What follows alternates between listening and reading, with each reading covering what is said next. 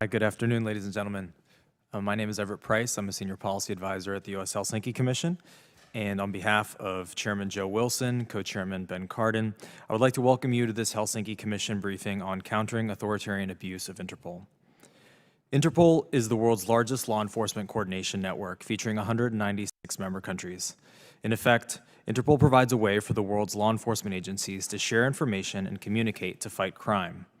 Many have heard of Interpol's red notices, one of a number of color-coded notices and other bulletins that law enforcement agencies can distribute using Interpol's global communications network. In conducting its work, Interpol is bound by two key provisions of its constitution. Article 2, that requires the organization to act in the spirit of the Universal Declaration of Human Rights, and Article 3, that bars Interpol from facilitating law enforcement requests of a political, military, religious, or racial character. Sadly, we know that Interpol member countries for years now have been violating these provisions and abusing the organization's resources to circulate politically motivated or otherwise fraudulent notices. These notices constitute a form of transnational repression, since they enable a government to harass, intimidate, and possibly apprehend political dissidents, journalists, activists, and common citizens and their families virtually anywhere in the world, including here in the United States. To combat this troubling phenomenon, the Helsinki Commission led the introduction and passage of the Transnational Repression, Accountability, and Prevention Act, or TRAP Act, in 2021. The law required the executive branch to file periodic reports on Interpol abuse and U.S. efforts to stem this abuse by enacting domestic safeguards and promoting reforms at Interpol headquarters. For the first time, it legally prohibited U.S. agencies from extraditing individuals solely based on Interpol communications. Important legacy of the TRAP Act, lesser known though, was the role that it played behind the scenes in creating the transnational repression reporting every year since 2019. Although the law has borne some fruit, the Helsinki Commission has been concerned that U.S. agencies are not adequately implementing its provisions. Our leadership earlier this year sent a letter to the U.S. State Department and Department of Justice insisting that they address shortcomings in their periodic reports. The State Department subsequently responded and has committed to improving its submissions, beginning with the 5th iteration of the report sometime next year. As we approach the 3-year anniversary of the TRAP Act, we are joined by this distinguished panel of experts to take stock of what the law has accomplished, where implementation has fallen short, and what remains to be done here in Washington, at Interpol's headquarters in Lyon, France, and elsewhere to counter authoritarian abuse of Interpol. This is a particularly appropriate time to be convening this discussion, as Interpol next week will hold its 92nd Assembly meeting in Glasgow, where it will elect a new Secretary General and 9 members of the organization's Executive Committee. The outcome of these elections will have significant implications for Interpol's trajectory in responding to politically motivated abuses. So without further ado, I want to introduce our distinguished panelists. We will go in order from my right to my further right, I guess. So we'll begin with Dr. Ted Bromund, founder of Bromund Expert Witness Services. Dr. Bromund holds a PhD in history from Yale University. He taught history and international relations at Yale from 1999 to 2008. From 2008 to 2024, he was senior research fellow in the Margaret Thatcher Center for Freedom at the Heritage Foundation, and he is now the founder and sole proprietor of Bromund Expert Witness Services, which provides strategic advice and expert witness reports in cases of Interpol abuse, and the policy director of the Pursuit, an NGO focused on opposing transnational repression. Following Dr. Bromund, we'll hear from Mr. Magri, Charlie Magri.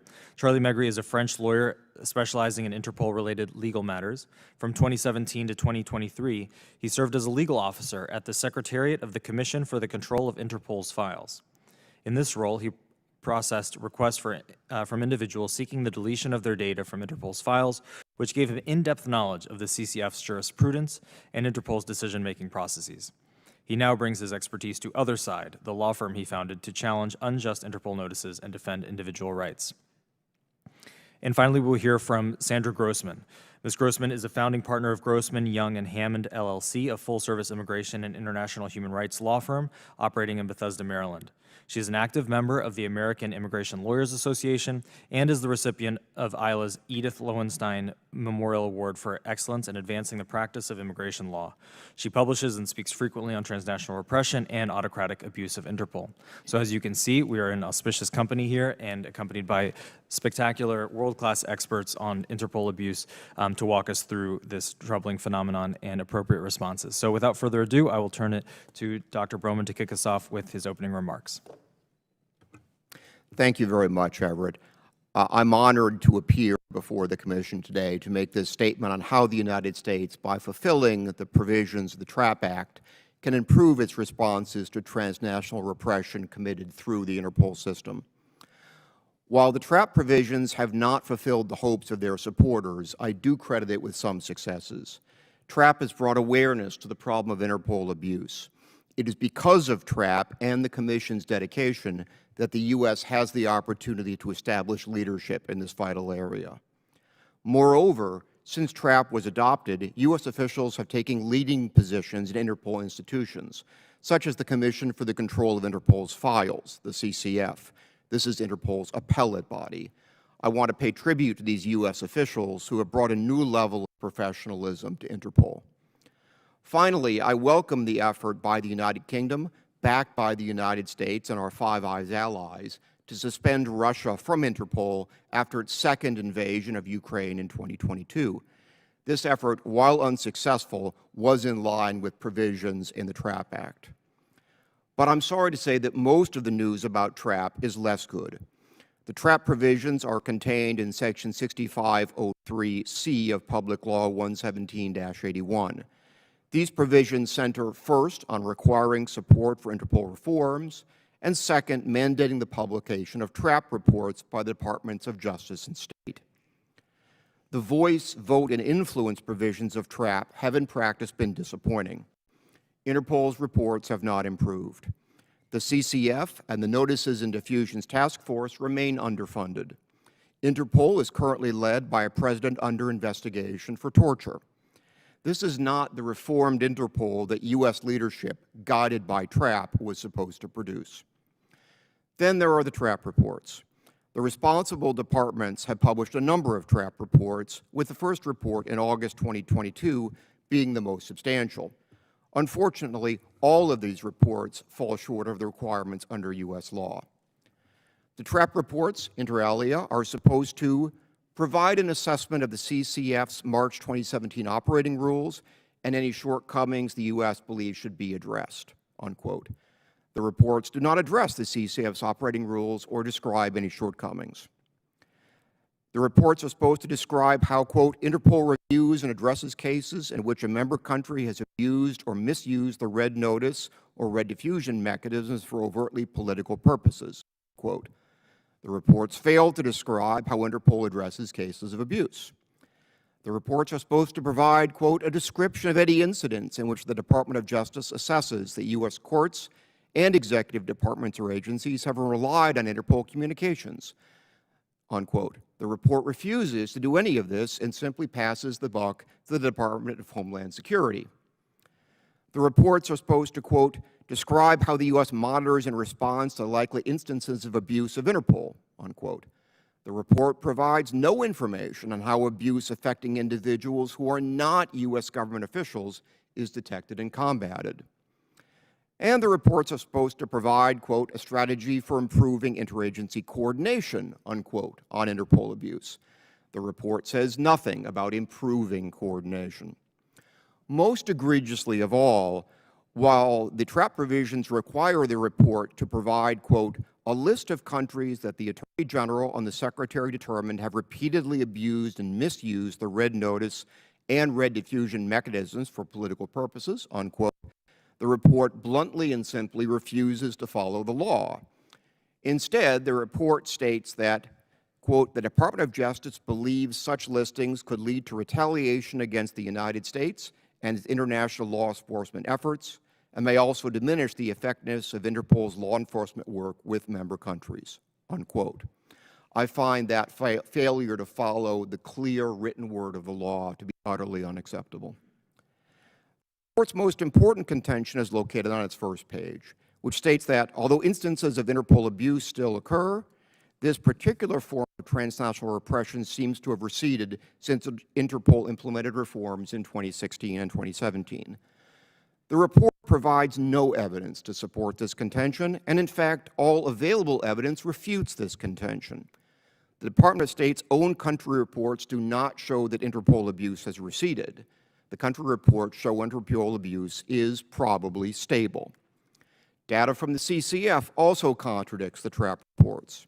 In 2015, the CCF deleted 63 instances of non-compliant, in other words, abusive information. In 2022, it made 296 such deletions.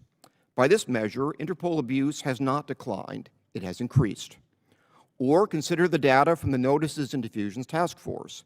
In 2019, the task force rejected about 5% of requested red notices and wanted person diffusions. In 2023, it rejected almost 7%. True, the number of rejections based explicitly on Articles 2 and 3 of the Interpol Constitution has declined, but nations can avoid being condemned on these grounds simply by not replying to the task force's requests for information. As a result, while the number of explicitly Article 2 or 3 rejections from the task force have gone down, rejections for lack of cooperation have grown significantly. The bottom line is that attempted abuse, like actual abuse, is certainly not decreasing. By any measure, it is either stable or increasing. The TRAP reports emphasize that the reforms introduced in 2016 and 2017 were valuable. I agree that these reforms were valuable, but the reforms have not solved the problem of Interpol abuse. There are several reasons for this. Interpol abuse evolves constantly. The number of abusive member states in Interpol is increasing. The institutions that seek to address abuse inside Interpol are under-resourced. And Interpol appears to be more interested in expanding organizationally than it is in ensuring that its existing functions are properly funded. Following the law is not optional. TRAP reports must abide by the requirements of U.S. law. But the purpose of that law was not to compel the production of a report. It was to lead to reforms in Interpol, reforms that the U.S. was supposed to take the lead in advancing. The Department of Justice has explicitly acknowledged its belief that reporting publicly on Interpol abuse will reduce the effectiveness of Interpol as a tool for U.S. law enforcement. It is therefore perhaps no surprise that the TRAP reports fail to fulfill many of the requirements of U.S. law and blandly ignore all available data on Interpol abuse. Ms. Grossman and Mr. Magri will advance recommendations for Interpol reform, and I associate myself with their recommendations. In my written submission to the Commission, I advance my own recommendations. But my core recommendation is simple. Both Interpol and the departments behind the TRAP report should remember that the greatest danger to Interpol rests not in the timely exposure of abuse, but in minimizing abuse until that abuse leads to a legal, political, and financial crisis that gravely damages both Interpol's legitimacy and its effectiveness. Thank you very much. Thank you, Dr. Bromund. Really appreciate that, and we hope that we can dig into more of your recommendations in the question and answer session. Mr. Magri. Good afternoon, everyone. Thank you for giving me the opportunity to speak today about a very important topic, the politically motivated abuse of Interpol channels. So imagine being targeted not for any crime you committed, but because of your political beliefs. Now imagine same governments using a global policing system to restrict your movement, damage your reputation, or even lead to your wrongful arrest. This is the reality for many victims of Interpol misuse. And today I will outline the reforms Interpol has adopted to address these issues and explore additional steps that Interpol and its member countries can take to prevent such abuses. So since 2015, Interpol has implemented several important reforms to help prevent the misuse of its systems. First, in 2016, Interpol established the Notices and Diffusions Task Force, so the NDTF, And this task force ensures that all incoming WEN notices and wanted person diffusions are reviewed prior to the publication by the General Secretariat. And this review helps prevent the circulation of at least some non-compliant notices or politically motivated notices. Second, in 2017, Interpol adopted its refugee policy, generally prohibiting the issuance of WEN notices against refugees. And third, the power of CCF were increased in 2017. The CCF's decision became binding, meaning that if a notice or a diffusion is found non-compliant by the CCF, Interpol must remove it.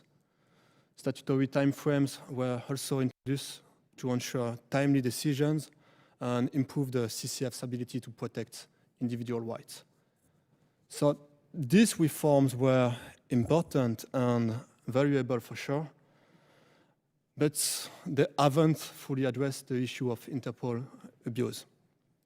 So while the TRAP reports acknowledge that Interpol reforms were an important step forward in addressing politically motivated misuse, relying only on those past reforms misses the ongoing challenges.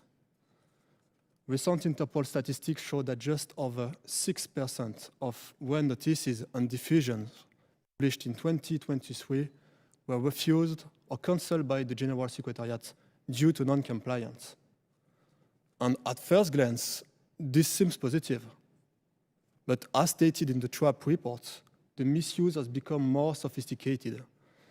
And countries now feel WEN notices based on charges of fraud or financial offenses that appear legitimate but are politically motivated.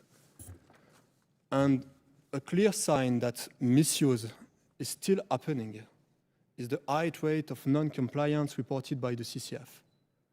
So between 2017 and 2022, approximately 70% of the notices and diffusions reviewed by the CCF were found to be non-compliant, so even after the reforms, 70%. And according to the last CCF annual report, most non-compliant cases still involve violation of Article 2 and Article 3 of Interpol's constitutions. So if the reforms had been fully effective, we would expect this number to have decreased. And this shows that while reforms have made a difference, they have not fully solved the problem. So the question is, what else can be done to stop politically motivated abuse of Interpol? And in my opinion, efforts should focus on 3 levels. The first level is at the member country level. The quality of the data submitted is crucial. And national central bureaus, so the NCBs, are responsible for ensuring accuracy and the legality of the data they submit. And NCBs should be the first safeguard against abuse, acting as the initial filter to ensure that all data complies with Interpol's rules.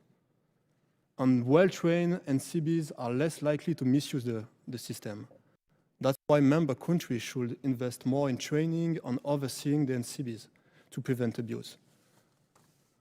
Second, when it comes to the General Secretariat, it's important to note that the Notices and Diffusions Task Force plays a crucial role in reviewing WEN notices and diffusions.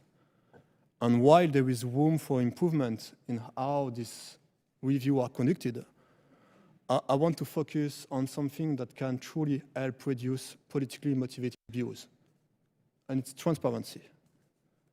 The TRAP provisions highlight the importance of both qualitative and quantitative data in addressing Interpol misuse. And it calls for the US to push Interpol to publish detailed statistics on WEN notices and diffusion requests, including how many are rejected and why. And while Interpol has started publishing some data since 2022, it remains insufficient. The lack of breakdown by country makes it impossible to track patterns of misuse by specific member countries, which is essential for identifying politically motivated abuse. And without detailed country-specific data, the statistics offer only a shallow view and failed to create real accountability. And this is not about shaming countries. It's about fostering accountability and ensuring transparency. And finally, as the TRAP reports confirm, the CCF remains a critical safeguard, but it is flooded with requests right now. In 2022, requests to the CCF increased by 37%, with over 2,500 cases annually. And these cases are becoming more complex. The CCF operates with a small team of just 15 people. And despite statutory timeframes meant to ensure timely decision, it can still take years for the CCF to reach one due to its caseload. And raising concern about its ability to provide an effective remedy. And to address this, I think it is essential to allocate more resources to the CCF. Specifically, increasing the number of lawyers to handle deletion requests will reduce backlogs, allow faster case resolutions, and ultimately improve transparency by facilitating the publication of more anonymized decisions by the CCF. So while important reforms have been made, the fight against the misuse of Interpol is far from over, and challenges remain, particularly in ensuring transparency and accountability to prevent politically motivated abuse. And without them, real life will continue to be affected. And reform is not a one-time event. It's an ongoing process. And with transparency, accountability, and persistent efforts, Interpol can continue to be a force for protection and not persecution. Thank you. Thank you very much, Mr. Magri. I love the themes of transparency and accountability. I hope we can dig into that a little bit more in the question and answer as well. And I was also remiss in not extending a particular note of appreciation to you for traveling all the way from France for this briefing. It means a lot to us to have your expertise represented here. And speaking of more expertise, Ms. Grossman, over to you. Thank you so much, Mr. Price. I'm honored to appear before the Commission again, this time to discuss the TRAP provision's unfulfilled potential and what can be done to achieve it. When the TRAP provisions were passed, Representative Wilson expressed hope that it would stop Interpol abuse and prevent the U.S. from furthering the use of Interpol for unlawful purposes.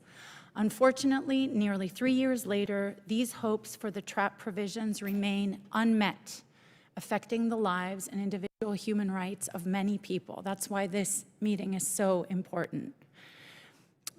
The U.S. agencies responsible for monitoring and curbing Interpol abuse are failing to recognize and effectively report on this type of transnational repression. I will start by sharing a few examples and then making some recommendations. First, our client, a citizen of Lebanon, filed an arbitration claim against Armenia over an investment dispute. He filed the claim with the International Center for the Settlement of Investment Disputes, or ICSID, which is located here in Washington, D.C. The U.S. has been a party to ICSID since 1966. Months before the parties were scheduled for a hearing, Armenia requested and Interpol issued a politically motivated red notice against him. Shortly after, the Department of State revoked our client's visa. As a result, the client, the key witness in a high-stakes arbitration, was denied his right to testify in person before ICSID. Because of the war in the Middle East, he was also unable to travel anywhere to meet with his legal team. Our hope is that the CCF will soon delete the red notice as politically motivated. Nevertheless, due to Armenia's unlawful actions, made much worse by the Department of State's revocation of his visa, our client and his U.S. citizen children, as well as his wife, are trapped in the ongoing conflict in Lebanon, with bombs falling around their house as we speak. In a second similar case, our client filed an arbitration claim against another European nation. Immediately after filing, within a day, a nonsensical red notice was issued against him. This caused significant delays in his application for U.S. citizenship, as well as it posed tremendous challenges for the arbitral dispute.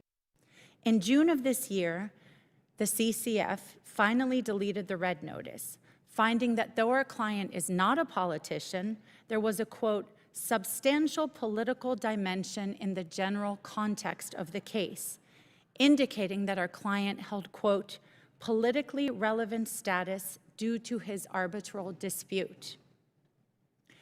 A third case involves Jessica Barahona Martinez, an LGBTQ woman who fled El Salvador because she was subjected to persecution from police.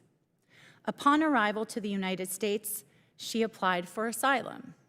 Then, because of a red notice based on a bogus charge of extortion amounting to less than $30, ICE detained her, and an immigration judge denied bond.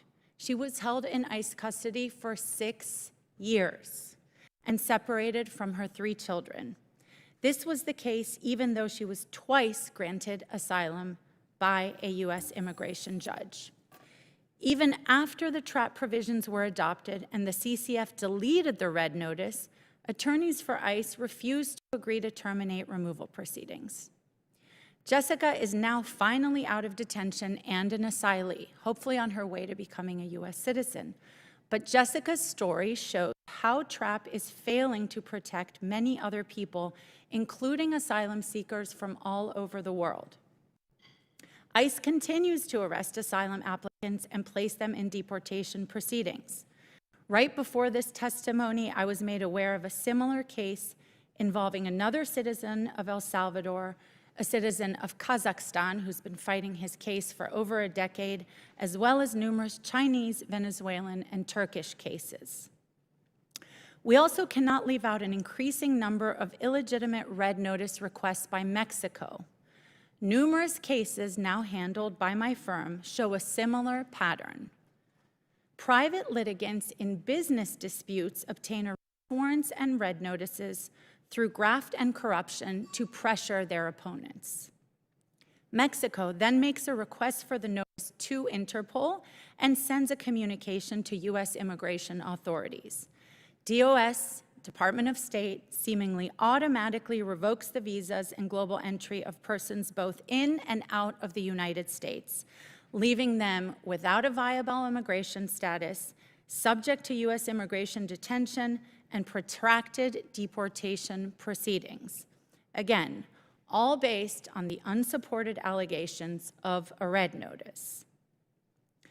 These examples demonstrate a pattern that both Interpol's Notices and Diffusions Task Force and U.S. agencies seem to misunderstand.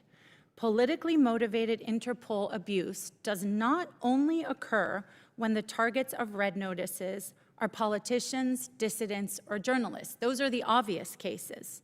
States also engage in Interpol abuse in relation to ordinary citizens who are either the victims of corruption or because they have challenged government action in some way, including through arbitration proceedings. In many of these cases, the criminal allegations contained in the red notice are not overtly political. They appear to be ordinary law crimes and often financial crimes.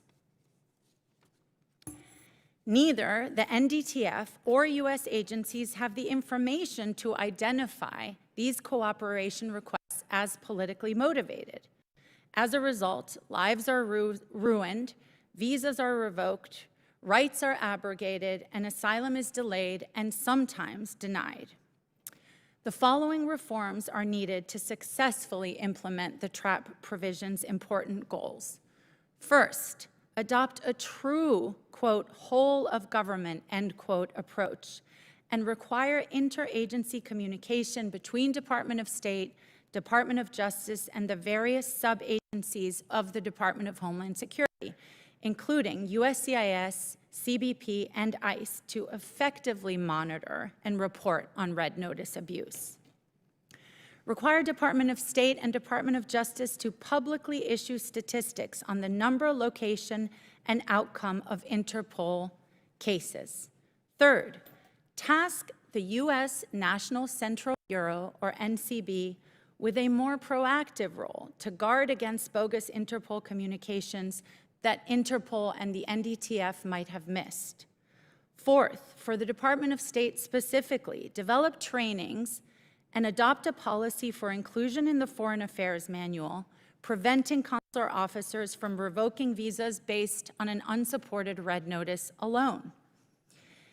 For the Department of Justice and the Department of Homeland Security, more emphasis is needed on how U.S. agencies play a role in perpetrating Interpol abuse through deportation proceedings, not extradition. Require training for DHS Office of Chief Counsel as well as Department of Justice immigration attorneys on how to assess the validity of a red notice. Finally, and critically, instruct the Department of Justice to coordinate with the Department of Homeland Security to ensure that targets of red notices, especially those who have applied for asylum and protection here in the United States and are accused of nonviolent crimes, are not arrested and are allowed to continue to handle their asylum cases affirmatively before USCIS. Adopting these recommendations would signal a real commitment to fighting transnational repression, one that moves beyond intention to real progress. Thank you. Thank you, Ms. Grossman. That was extremely important testimony, and I have to say, I always enjoy, just as we did in our first hearing on this topic, concluding the opening statements with your testimony, because I think you bring us back to the core of this issue, which are the people's lives that are affected by this. I think this discussion will enter into a lot of technical details and statistics and that sort of thing, but really the reason why we're here, the reason why we care about these things, and the reason why we want to take these recommendations seriously is because of the people that are on the receiving end of these abusive notices.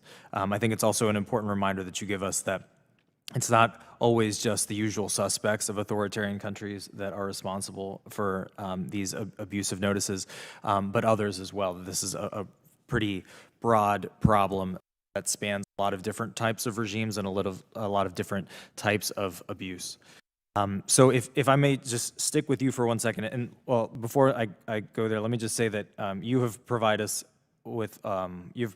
with even more recommendations here in your testimony, as have you, Dr. Bromund, and I want to unpack those a little bit here in a second, but just to reassure you and our audience that all of that will be made available on our website and entered into the congressional record as well, so that can be a resource for others going forward. Ms. Grossman, just to go back to what you were discussing in terms of the ways that this affects people here in the United States who are the subjects of immigration enforcement decisions and otherwise.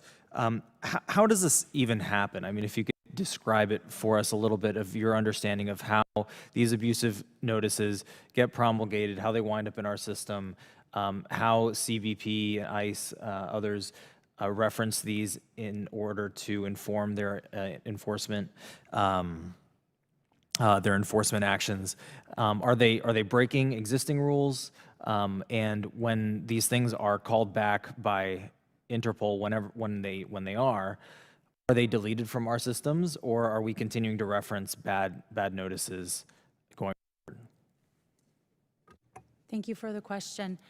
So I think a critical point to understand for those of us monitoring Interpol abuse is a point that I made in my testimony, which is that this often occurs through deportation proceedings.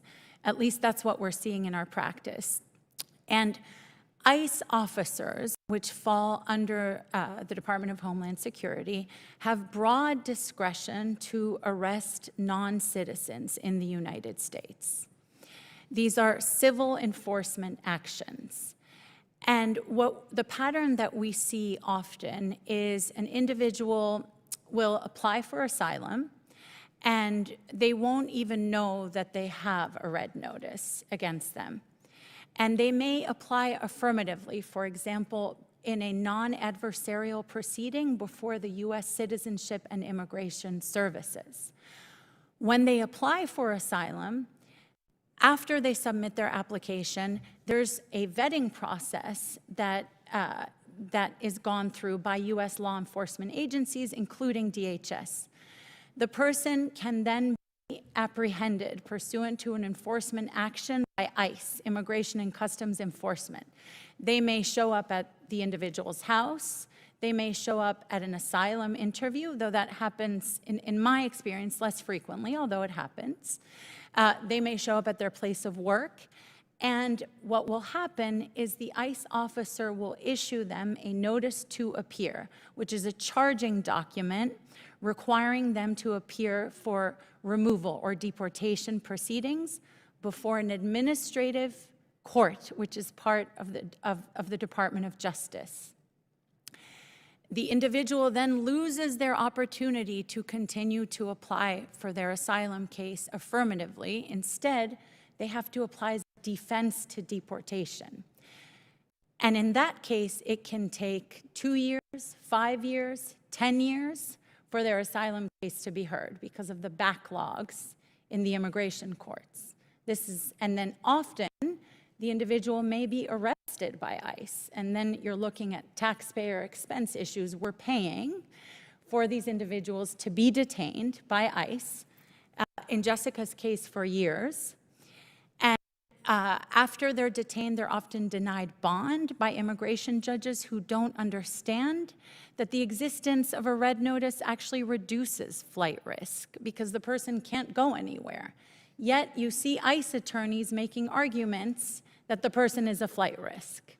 Now, I can understand it in cases where there are serious violent crime allegations, but it seems to be happening in cases involving financial crimes, and as we saw in Jessica's case, an extortion attempt.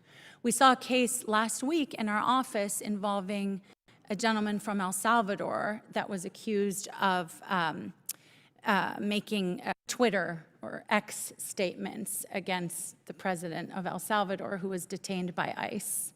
This was last week, or 10 days ago. And so that's what happens. You end up, because of a civil enforcement action, in protracted deportation proceedings. Now, that's one way, very briefly. The second way is for people who are outside of the United States whose visas get revoked. And here, the Department of State has broad discretion also to revoke visas. There's no right to a visa, but the issue is they're not giving individuals an opportunity to respond, to have an interview, to discuss the allegations against them. Mm-hmm. So these agencies like ICE and state, are they under any obligation to do their own due diligence when they log into their computers and they see a red notice pulled up against an individual? Do they check with the NCB? Do they check with the State Department or any other agencies to verify the credibility of this information, or do they just plunge forward? Well, with ICE, I will say one positive development that maybe was brought about because of the increased attention on Interpol abuse is that ICE issued a directive, I think it was in October of 2023, basically providing additional guidance to their officers that they should take a more nuanced approach on red notice cases. That was very welcomed in the advocacy community. Unfortunately, we haven't seen the same repeated with Department of State or other agencies. So they are supposed to be taking a more nuanced approach. I think in some cases they are. They're instructed to give an opportunity to the person that's being arrested to provide additional context about their red notice. We haven't seen that. We haven't seen that that is happening. I imagine it takes some time for the guidance to filter through to the field officers, but that is there. And this is where the other recommendation that I made comes in, which is it's my understanding that these agencies do go back to the USNCB and confirm the red notice. And that's where the USNCB could really make a difference and act more as a safeguard against additional enforcement actions, provide more context, look at the case more carefully. I think we all recognize that all of these agencies are doing their job. They have limited resources, but there are certain steps that they can take to really safeguard against making the impact of the red notice even worse. Okay, that's very helpful. And Dr. Bromund, we would get back to your treasure trove of recommendations as well. So are there others that you would like to put on the table here for us to consider? Yes, I would certainly endorse all the recommendations made by Mr. Magri and Ms. Grossman, and I have a number of others I would add. The first and most obvious one is that U.S. executive agencies should follow the law and implement the trap provisions as they already exist. Second, I'll just emphasize this again. It's of central importance that the U.S. National Central Bureau, the NCB, which is the organization in the U.S. government that's charged with handling communications to and from Interpol, it's essential that they take a position of being less about solely sending and receiving communications and more about intervening in the Interpol system when they see abuse. This is entirely within Interpol's rules. The NCBs around the world are really supposed to be the first line of defense against Interpol abuse. I would like to see the US NCB create a position of a public ombudsman who would be charged with collecting evidence on Interpol abuse and protesting that abuse to Interpol, thereby giving the NCB a more proactive role in opposing Interpol abuse instead of simply being a post office where messages are sent and received. Third, I would require regular public reporting by the executive branch to Congress on the number, the location, and the outcome of Interpol cases that are circulating in DHS, Department of State, and DOJ. Fourth, I'd mandate that ICE be required to disclose promptly to respondents whenever an Interpol communication plays any role at any point in an enforcement action. Right now, even these new ICE guidelines that Ms. Grossman referred to, ICE has placed upon itself the requirement to provide the underlying documentation, that is, an arrest warrant from, let's say, El Salvador. But they are not required, even by these new directives, to actually provide the red notice, or blue notice, or wanted person diffusion. That should always be provided in every case of an enforcement action. I would then also mandate that ICE, before making use of any Interpol communication to initiate or guide any enforcement action, be required to present that Interpol communication to the U.S. Department of State's Bureau of Democracy, Human Rights, and Labor for its review of the potential abusive nature of this communication. I would also ask that the U.S. support an increase in Interpol dues, with the funds to be dedicated to expanding the Notices and Diffusions Task Force and turning the CCF into a full-time review body. Right now, the CCF meets 4 times a year for 1 week for each meeting. Now, I know that there are very hardworking and dedicated staff who work well beyond those time periods, but the fact of the matter is that the CCF is a part-time body. It should become a full-time body and therefore be able to make headway in clearing some of this enormous backlog. I would recommend that the U.S. oppose the development of new Interpol initiatives that don't adequately preclude the possibility of abuse. There are a number of these. I'll just mention one. Interpol is relatively close to introducing a silver notice, which would be dedicated supposedly to fighting financial crime. This is a wide open goal for abuse. As Ms. Grossman has pointed out, a lot of Interpol abuse cases now center on allegations of broadly financial fraud, tax fraud, contract disputes, and so on. A silver notice based on financial crime will accomplish one thing. All the abuse in the red notice system will rush immediately to the silver notice system, and there will be a lot more of it, because abusive regimes love to accuse individuals of financial crime because it is so easy to make an accusation and so hard to disprove. Finally, I would recommend that the CCF return to its former practice of providing a breakdown by nation of the origin of its cases. The CCF used to do this in 2017, and even though the data was very partial, it was very revealing. The nation that produced the most CCF cases was always Russia. That shouldn't be a surprise to anyone. The CCF should return to that practice and publish more data on the origin of cases and the percentage of cases coming from each country that are actually found to be abusive.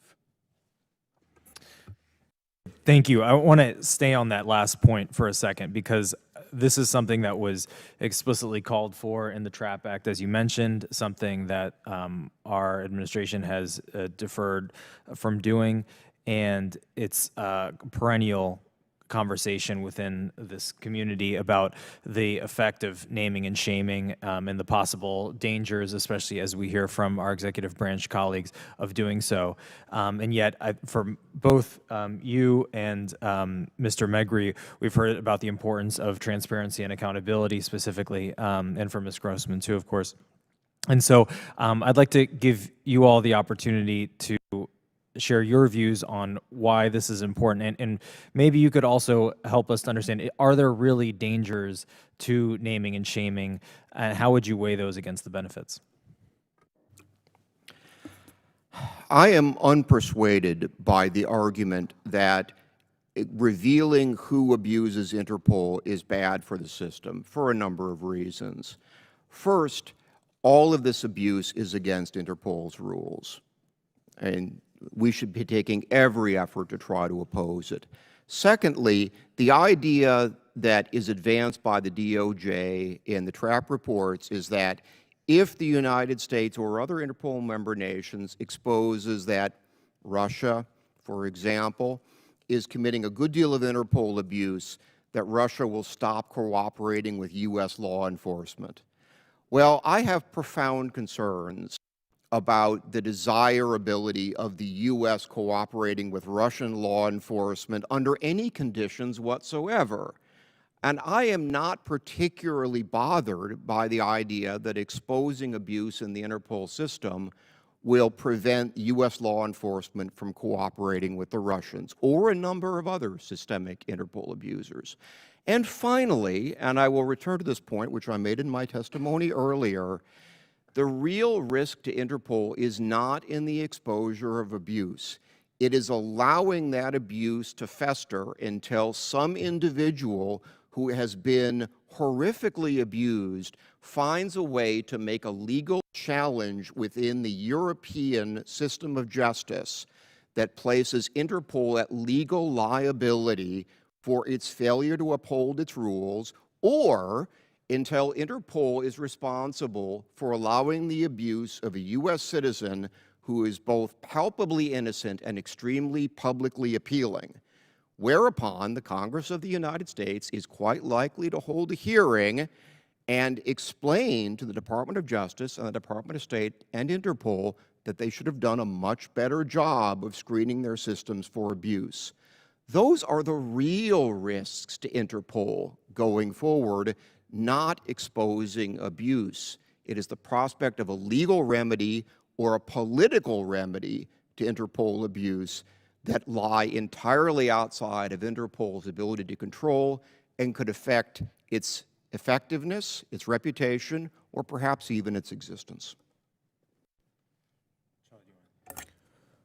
Yeah, maybe just want to add that I think there is a difference between publishing a list of countries abusing Interpol mechanism and just publishing detailed statistics with a breakdown by country, with a number of the when notices request and wanted person diffusion request, and the number of cancellation by the General Secretariat. I think there is a huge difference because when you are just publishing neutral statistics, you are not shaming countries. It's just accountability. This is not a list of countries abusing Interpol mechanism.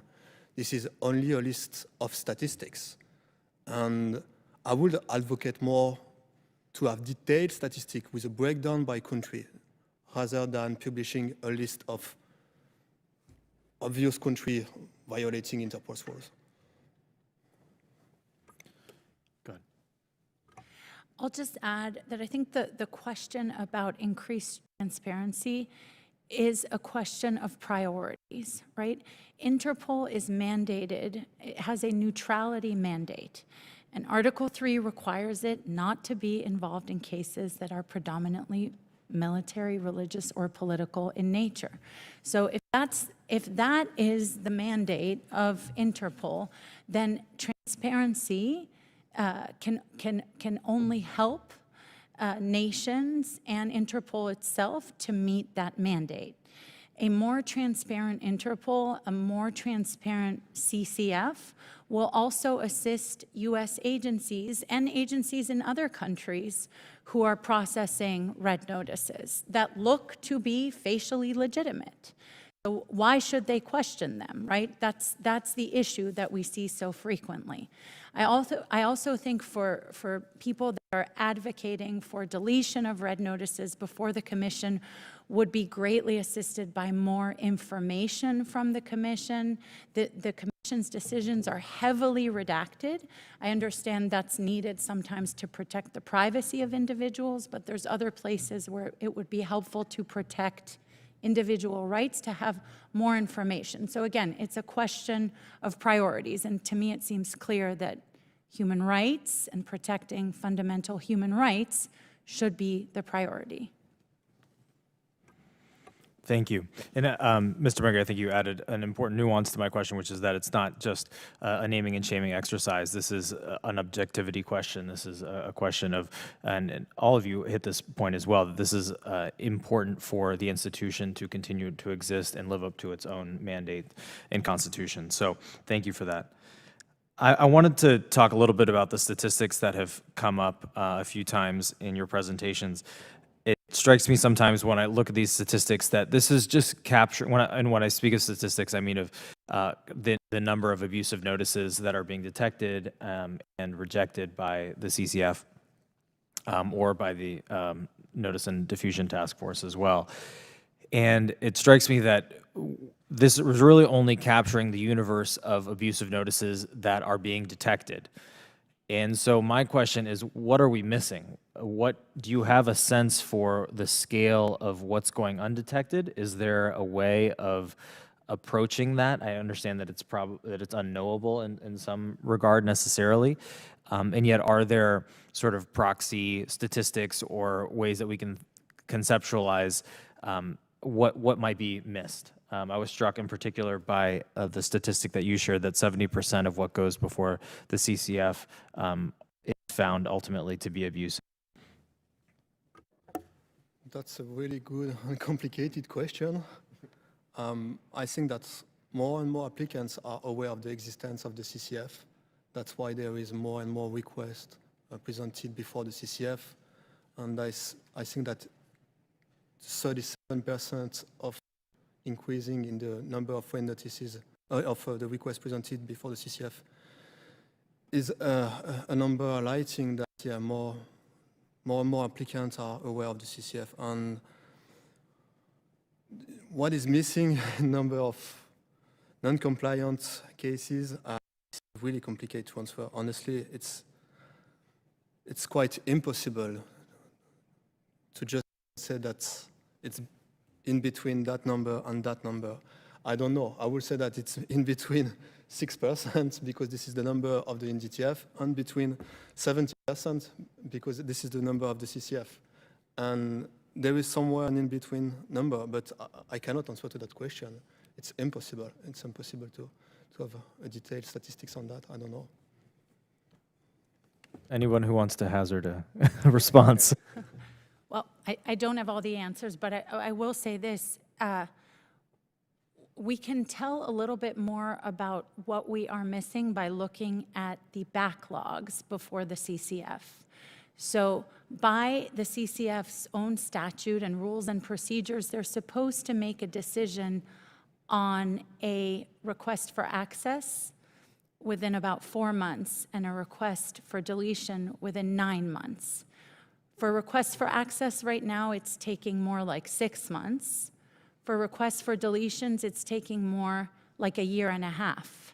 And if you have a request for a revision of a decision that the CCF has already made, we had one case that took 2.5 years. So that gives us some insight into how many cases are pending and the fact that the Commission is severely backlogged.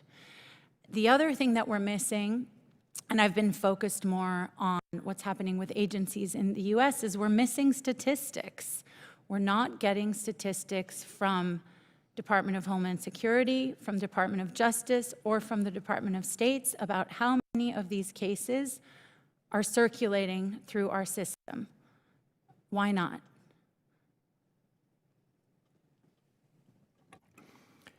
It's worth talking just briefly about the Notices and Diffusions Task Force and their initial screening process. So a request for, let's say, a red notice comes in to Interpol. It goes to the Notices and Diffusions Task Force. Under Interpol's rules, Interpol is mandated to assume that all information received from a member state is accurate and relevant unless Interpol knows otherwise. Translating that into sort of more layperson's language, the Interpol system assumes that the state is right and the individual is justly accused. That is the beginning assumption of Interpol. And that is not an arbitrary assumption. It is explicitly written into Interpol's rules. So the system begins with the assumption that the state is right. The NDTF then looks at the red notice and tries to figure out if there is a reason to override that assumption that the state is correct. It has a couple of things it can look at. It can look for information in the Interpol system. Well, all information in the Interpol system comes from member states. Interpol is not the CIA, it's not MI6, it doesn't have independent intelligence collection sources. It's very unlikely there'll be anything in Interpol's files that provide the basis for rejecting a red notice. It could happen, but it's unlikely. Secondly, Interpol or the NDTF does a Google search. Go to Mr. Google and see what you find on the individual named in the red notice. Now, if the individual is William Browder or Gary Kasparov, you will find reams of information about these individuals online. And Interpol is highly unlikely to publish a red notice on any of these individuals. But if the person is not a public figure, doesn't appear in any easily searchable source, there is no reason for Interpol to reject that request. The presumption of state rightness applies. The red notice would be published. And third, the NDTF can look at the technical aspects of the red notice. We all could go into this at great length. This is where I think the NDTF sometimes falls down on the job.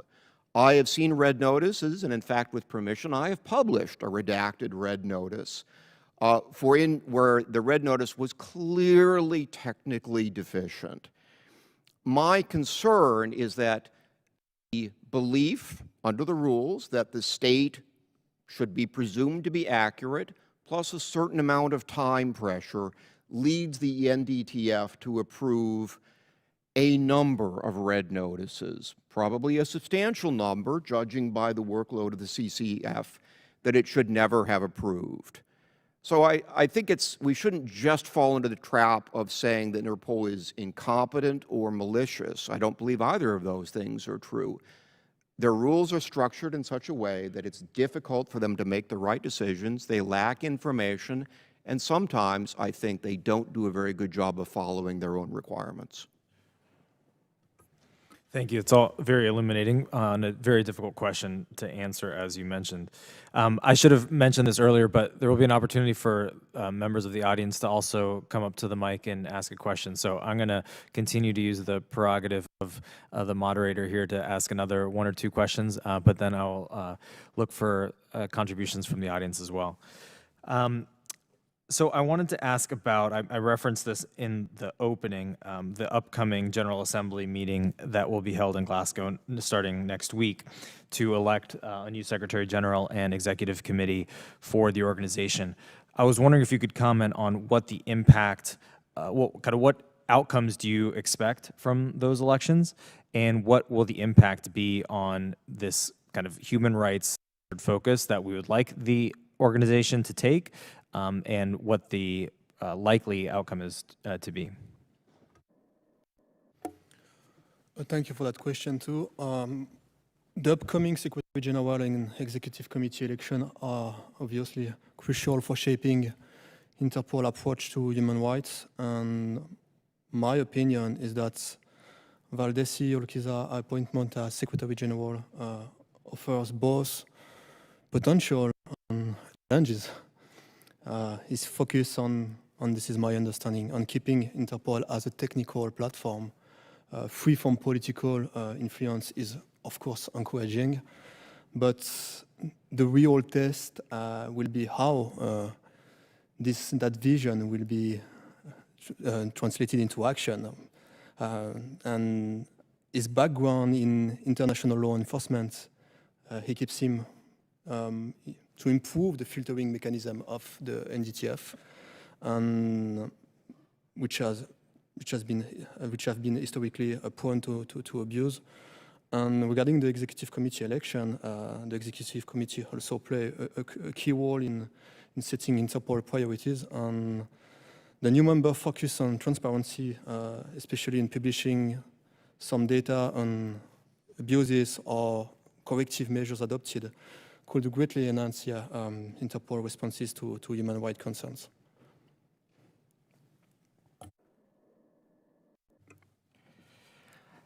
I would like to see Interpol adopt a human rights-centered approach, but we should recognize that Interpol is an organization that is almost exclusively run by and for policemen.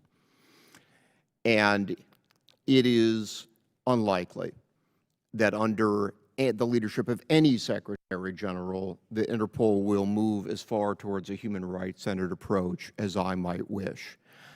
I want to give the incoming Secretary General of Valdeci Urquiza of Brazil, who has been nominated by the Executive Committee and will almost certainly be confirmed by the General Assembly at the meeting in Glasgow, a fair chance. I do, however, have some concerns. Mr. Urquiza ran in his public remarks before being selected by the Executive Committee on the argument that Interpol should be separated from politics. Now, that sounds good, and I fully endorse that approach. But in his remarks, Mr. Urquiza appeared to argue that politics are when one member nation, let's say the United States or the United Kingdom, leads a campaign to suspend another member nation, like Russia, from Interpol. That is political under some definitions of the term, and a non-political approach is allowing absolutely everyone to stay in Interpol and not separating the sheep from the goats. I'm much less happy with that understanding of the term political. I would say that regardless of what Mr. Urquiza believes or doesn't believe, he will not be an unconstrained actor. Interpol has staff contracts. Staff cannot turn over rapidly. Many officials in Interpol are seconded by member nations. Interpol has a budget which is set in advance, which must be followed. It cannot be easily varied. Ultimately, the Executive Committee is responsible for ensuring that the Secretary General follows through on the votes of the General Assembly. So there are many constraints in the way of any Secretary General to do good things or less good things. But I would have preferred it if an incoming Secretary General took a strong stand not against, as Mr. Urquiza has said, the politicization of Interpol per se, but had taken a stand on the rules and the Constitution of Interpol should be upheld fairly and without favor against all Interpol member nations. That is not political. That is being apolitical. If he has that understanding, then I think that his actions are likely to be extremely satisfactory. Does anybody else want to comment on that before I turn to the audience? Sure. Now, if anybody wants to raise their hand or just go ahead and proceed to the microphone with a question, you are free to do so. Or I will continue to abuse my prerogative here as moderator to ask questions. Yeah, go ahead, Paul. Cool. All right. Well, thank you very much. Terrific panel. I mean, it seems to me that there's two separate issues mostly that one has to tackle, and that's how the United States handles Red Notice, and of course what happens in Leon, basically, kind of like what happens institutionally at Interpol. And I mean, I think our leadership, by the way, Paul Massaro, the staff director of the Helsinki Commission, but our leadership tried to look at both of these things. Obviously, we can't legislate what happens in Lyon, but we can look at how the United States takes a position. And it kind of alarms me, I guess, Dr. Bromund, you know, what you say about the incoming SG and kind of his positions, because we've heard this before in other international organizations, this sort of promise not to be political, meaning a promise not to hold those who abuse these organizations to account, essentially, is what that very often means. And I guess I wonder, what is the appropriate U.S. posture within Interpol? What should the United States delegation there be doing? And should the USA be, I mean, should we be pushing harder for the suspension of other states? Should suspension really be on the table? I mean, you know, obviously, I guess I come from this mostly of the position of yes, but I'm certainly interested in what, you know, our experts think. Thank you, Mr. Massaro. Pleasure to see you. There are a number of points of view on this. I will offer mine. I believe that unless and until an Interpol member state is suspended for persistent, flagrant, and gross abuse, that abuse will continue because it is cheap, easy, and very effective. I think Interpol needs to establish deterrent power by showing that it will suspend a member state, which will reduce the incentive for other member states to commit similar kinds of abuse. That does not seem to be on Interpol's agenda. It was certainly not under the agenda of the outgoing Secretary General Jürgen Stock, who said repeatedly and publicly that there were no suspension provisions contained in the Interpol Constitution. Mr. Stock was correct about that. Those provisions are contained in the Interpol's rules on the processing of data, a fact that he never added publicly. So it is very clear to me that Interpol really does not want to suspend member states. What should the United States be doing about this? I would love to see the U.S. cooperating more visibly and more obviously with fellow democracies inside Interpol. It is worth bearing in mind that we, together with our democratic allies, pay well over half of Interpol's budget. The United States in particular pays 20% of Interpol's budget. I would love to see a more cohesive democratic approach inside Interpol, offering a relatively few, very well qualified, and by no means always American candidates for the executive committee, for the CCF, where U.S. leadership has been outstanding. That in and of itself is not going to solve the problem, but we certainly have the financial clout. We certainly have individuals with more than sufficient ability and competence, as do many of our democratic allies, to take a much stronger leadership position inside Interpol.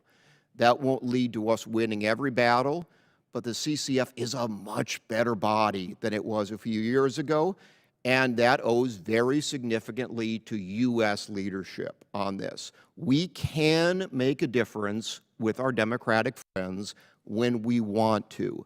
I think we should want to, and we should coordinate a little bit more to make sure that that happens.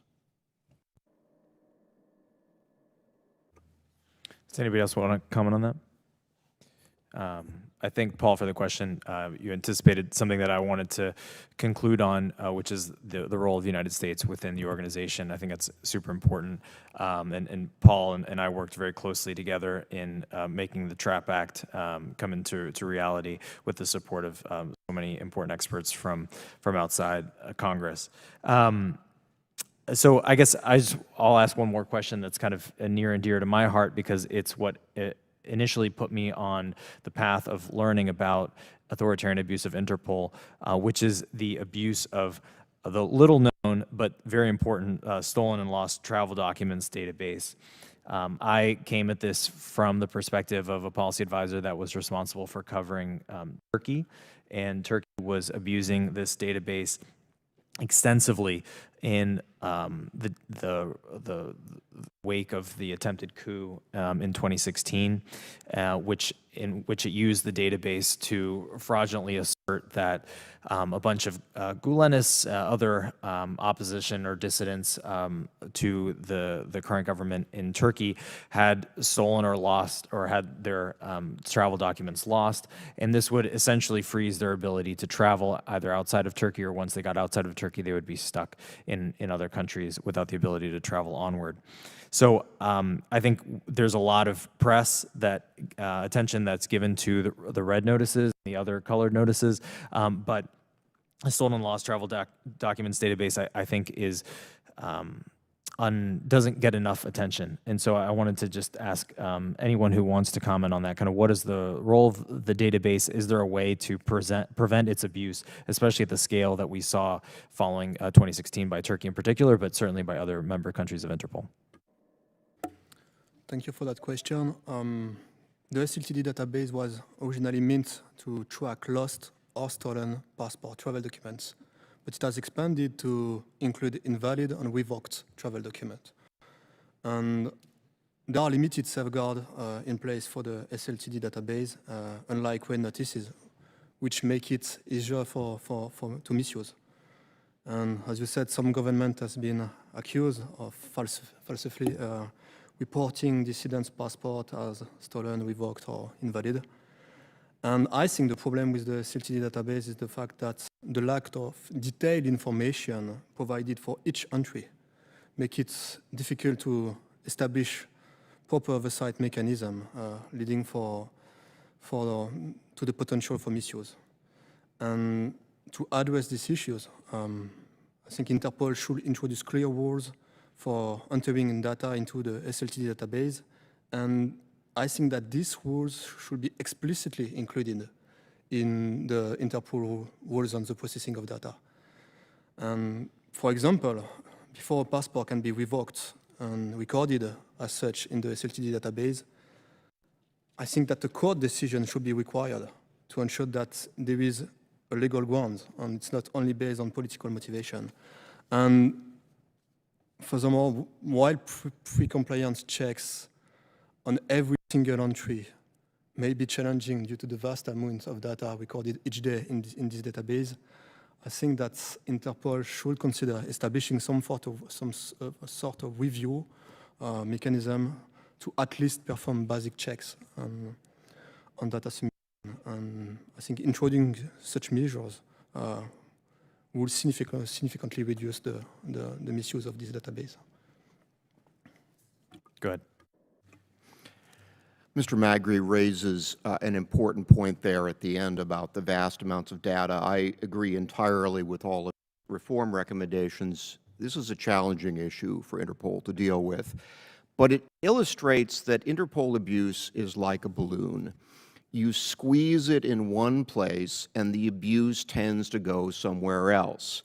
The red notice system is by no means perfect, but I think I would certainly say that some important reforms have been made. They're not sufficient, but they're real. But that has tended to squeeze the abuse into blue notices, into wanted person diffusions, into the passport system. And so, as Mr. Magri said in his opening remarks, the process of reform is not a one-off. Regimes are very clever and people are very inventive. If you make it harder for them to abuse the red notice system, they will start abusing the stolen and lost travel documents database, which is precisely what they have done. My larger concern about this, the amount of data that Interpol is pulling in, is that we have been talking all this time about Interpol as largely a kind of a post box, a messaging function. Red notices go from one place out to other places. That's true, but Interpol is also transforming itself into a collector of very large amounts of nationally provided data and developing analytical capacities to process that data and return the so-called compliant, that is, the non-abusive results, back to the member states. The latest changes in Interpol's rules on the processing of data allow Interpol explicitly to take in large amounts of data that is subject to no compliance checks whatsoever, process it all, and then before they spit the results back, they're supposed to figure out which ones are the compliant ones and which are uncompliant, and just don't send the compliant ones back. I guarantee that if Interpol continues to go down this route, the next frontier for Interpol abuse will be using Interpol to plow through terabyte after terabyte of data and then just hoping Interpol kicks back, or ensuring that they kick back by manipulating the data, the people that you want to target, and recognizing that Interpol will not be able to effectively police these enormous databases that it is collecting. This is the problem of the travel documents database, except a lot bigger. So I really encourage Interpol and the U.S. to keep on following up on the abuse story, because as long as there are abusive regimes out there, and as long as Interpol keeps on coming up with new notices, new databases, and new processes, abuse will continue, and it will keep on changing in its form, not its seriousness. I think that's a great note to end on. I think this panel has absolutely accomplished the goal that we set out for ourselves, which was to take stock of where this issue stands 3 years since the enactment of the TRAP Act, and to plot some ideas for where we should take this effort going forward. As I mentioned earlier, your written testimonies are full of tremendous ideas for further reform that we'll be taking into consideration here at the Helsinki Commission, and hope that others can also benefit from those documents as a resource. So I want to just offer my sincere thanks to each of you for all the effort and thought that you've put into your presentations today, Mr. Magri, for the many miles that you've traveled here, and to our audience for their attentive engagement and participation in this event. And with that, I will conclude the briefing. Thank you.